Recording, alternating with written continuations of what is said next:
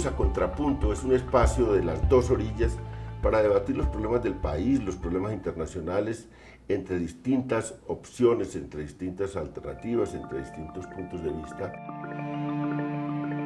Las hipótesis que habían era que mucha gente decía, no, esto no va, Trump va, fue un cañazo de campaña todo lo que dijo, él no va a hacer estas cosas, él va a llegar, alguna gente decía lo van a domesticar, tanto el Partido Republicano como el Partido Demócrata, pero no parece que eso vaya a ser, realmente empezó duro, empezó como si fuera a cumplir todo lo que dijo. Lo está haciendo, está cumpliendo el plan de campaña, pero hay que ver si lo pueden o no domesticar todavía, porque las instituciones norteamericanas son muy fuertes, muy sólidas, tienen mucha tradición y muchas instancias y están acostumbradas a que se dé la negociación como le tocó a Obama, como le tocó a Reagan, a Bush, a todos les ha tocado negociar con la realidad de las fuerzas políticas y administrativas que hay al interior. Entonces, el que firme las órdenes tan rápido no quiere decir que las pueda aplicar. Si puede reformar el Obamacare, si puede hacer efectivamente el muro, puede firmar.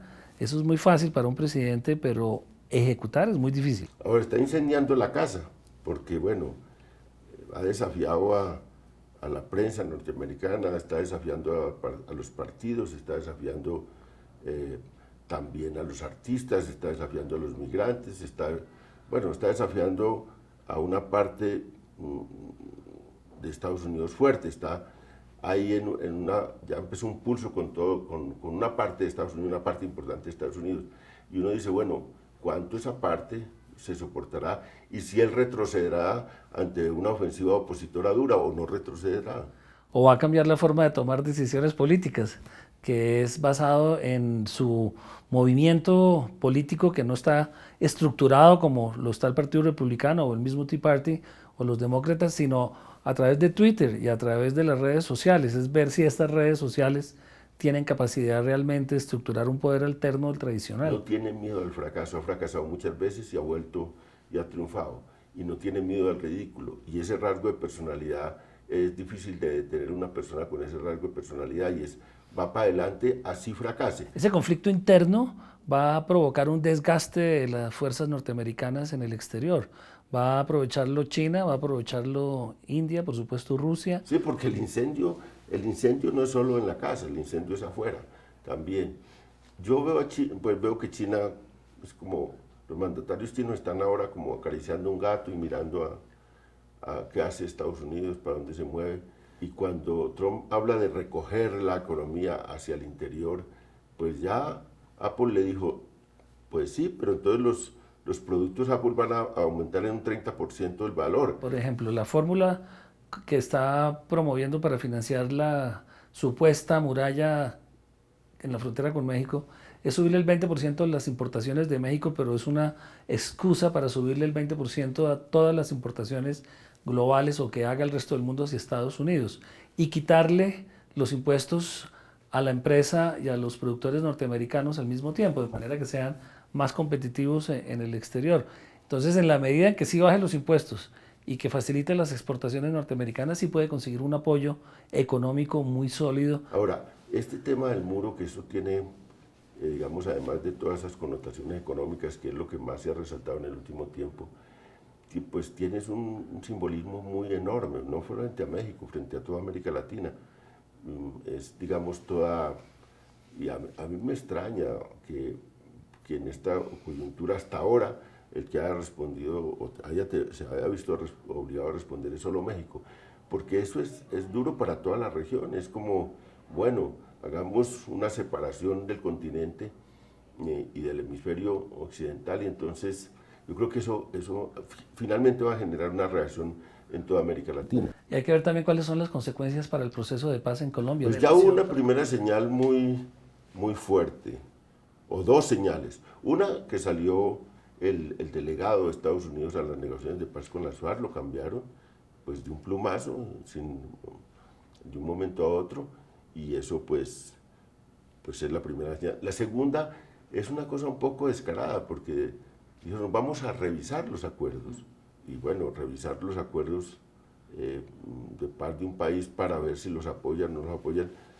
era romper una realidad, y es que Estados Unidos estuvo quizás el más involucrado en las negociaciones de paz. cuando en el país no se sabía que habían unas conversaciones secretas con las FARC, ya el embajador norteamericano tenía toda la información sobre cómo iban los contactos con las FARC. Y después Estados Unidos un seguimiento en el día a día, la negociación con las FARC, de manera que tienen toda la información. Ahora llega un nuevo presidente, entonces la diplomacia norteamericana dice, vamos a revisar los acuerdos para ver si los apoyamos o no. Eso fueron dos señales muy preocupantes. ¿Qué implica un desapoyo de los acuerdos de paz por parte de Trump? Primero, pues, digamos, la calificación de estas organizaciones que esperaban un respeto muy grande al proceso y de aquí se le había dado un estatus político nacional e internacional a la guerrilla de las FARC, también al ELN, y sería volver otra vez van a ensayar otra vez la calificación de terroristas, van a revivir ese pasado complicado, van a mantener los apoyos que son importantes para el posconflicto, ¿cuál va a ser la agenda? Vamos a tener una agenda dura como la que teníamos antinarcóticos, y esa va a ser otra vez la agenda, o la agenda va a ser busquémosle salidas distintas a esto como se estaba abriendo paso. Bueno, León, y hay unos países que también deben estar preocupados, como Venezuela, Ecuador, Bolivia. Una de las cosas que teníamos como una nueva realidad en toda la región es el cambio, era un cambio esencial de la política norteamericana frente a América Latina, porque ellos llegaron a la conclusión, decían, no vamos a poner como fundamento, y eso es de la era Obama, no vamos a poner como fundamento de las relaciones con los países la ideología, no vamos a poner, a condicionar, digamos, el respeto a las alternativas en América Latina basado en esa agenda ideológica, sino vamos a respetar lo que ocurre en los países, y solo si hay contradicción de intereses reales entre Norteamérica y América Latina, pues tendremos relaciones duras. Entonces, ¿qué podemos hacer en este país para aguantar esa arremetida trompista en donde los valores norteamericanos, los valores de la democracia norteamericana, sus principios, entran en retroceso, en cuestionamiento, y se pueden reemplazar por unos más cercanos a los años 50, a la era del macartismo? Pero Ramón, incluso lo grave no es lo que piensan allá, sino lo que piensan acá. Porque yo he visto en las redes sociales en las últimas semanas, es un aplauso cerrado a Trump. O sea, que hay también unas fuerzas políticas. O sea, la tontería es universal. Sí, aquí hay unas fuerzas políticas que se sienten representadas en el discurso de Donald Trump. Aquí hay gente que igual pues está contra toda esta política, digamos, de la respeto a los derechos de las minorías étnicas, sexuales, también hay un fomento de mucha gente a la agresión, a la violencia.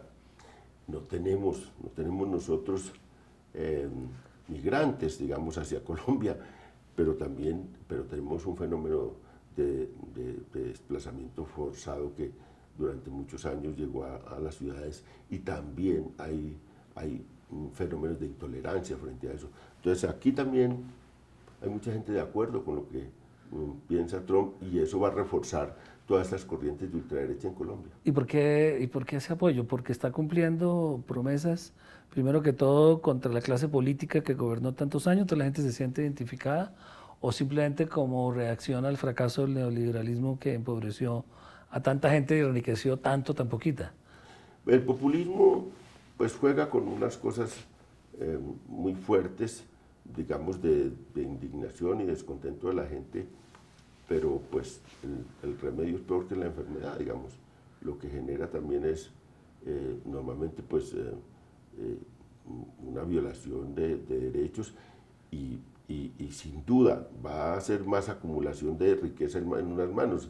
Trump, ¿qué garantía va a ser de redistribución de riqueza a un señor que se ha enriquecido no solo por vía, digamos, legal y por la vía normal, sino también haciendo muchas triquiñuelas y trampas en el mundo empresarial? Porque todo ese mundo lo conoce, y esa quizás va a ser una de las cosas que va a ir saliendo a medida en que el establecimiento norteamericano acumule más fuerza contra él y diga, bueno, vamos a sacarle cosas del pasado. Pero me refiero también a puntos como el retroceso que va a haber en la política de género y en el reconocimiento a toda la comunidad gay, al derecho de las mujeres a manejar su cuerpo y abortar si lo desean. O sea, va a haber también un retroceso desde ese punto de vista de la política de igualdad de género, de matrimonio gay, etcétera. También vamos a tener un gran retroceso. Desde Estados Unidos se va a impulsar la familia tradicional en alianza con esos sectores ultrarreaccionarios del Opus Dei y algunos sectores del Vaticano, y ahí también vamos a tener un cambio grande. Lo que va a haber es una crispación muy grande en el mundo y un pulso que vamos a ver quién gana ese pulso, porque había ya mucha fuerza, digamos, del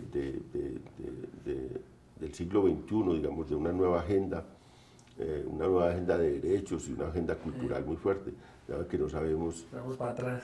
Que si vamos para atrás o si es una cosa que va a generar una reacción tan fuerte y va a posibilitar un salto hacia adelante en muchos temas. ¿Qué se le puede sugerir a la gente que haga? ¿Cuál sería la reacción? ¿Qué medidas se pueden tomar? ¿Manifestarse, escribir, organizarse o simplemente construir un muro para que no entre acá los norteamericanos trumpistas o qué? Pues sí, que yo creo que hay que combatir en su propio terreno, en el terreno de Trump, que es un terreno, en el terreno de las redes sociales es su terreno, digamos. Y ese terreno tenemos que aprender a manejarlo. Él aprendió más rápido que todos nosotros, pero no sé si habrá otra manera de emplear como resistencia dentro de las redes sociales de ahí para allá. Hay un nuevo papel de la prensa y la prensa tiene que repensarse también, porque en el debate con Trump perdió la partida, digamos, en estas elecciones en Estados Unidos. Los grandes formatos periodísticos perdieron la partida, digamos. ¿Qué campo hay ahí para reformar y transformar y cómo se va a resistir desde ahí? Y lo otro, pues, está las movilizaciones ciudadanas, y eso hay que seguirlo haciendo. No se ha inventado otra manera. O sea, las mentiras que ellos inventan son las verdades con las que gobiernan. Entonces, ¿cómo se hace? ¿Qué sirve una manifestación como la de las mujeres, que fueron 2 millones de personas en Estados Unidos y otros 3 en el mundo, si este señor dice fueron 100.000 mujeres? Pero le dolió el hecho de lo que ocurrió, digamos, en su posesión, digamos, que fue menor a las demás. La presencia en su acto de posesión fue menor a las que había habido, y luego la manifestación aparecía más grande. Él acusó el golpe y respondió, pero acusó el golpe, vio que eso era, que ahí había un fermento, y lo va a seguir viendo. Y hay cosas muy fuertes. California, digamos, California es, pues, está en el corazón de Estados Unidos, con, digamos, la economía más fuerte, y la séptima, no sé, un número cercano de la economía del mundo, las más fuertes. El 80% votó contra Trump, también en Massachusetts y también en Washington. En Washington el 4% votó a favor de Trump. Entonces eso es... Les toca aguantarse. Entonces, bueno, ¿qué significa ese? ¿Es el fracaso de la democracia o no? Pues... El triunfo de Trump. Ese es una de las etiquetas que tiene hoy el triunfo de Trump.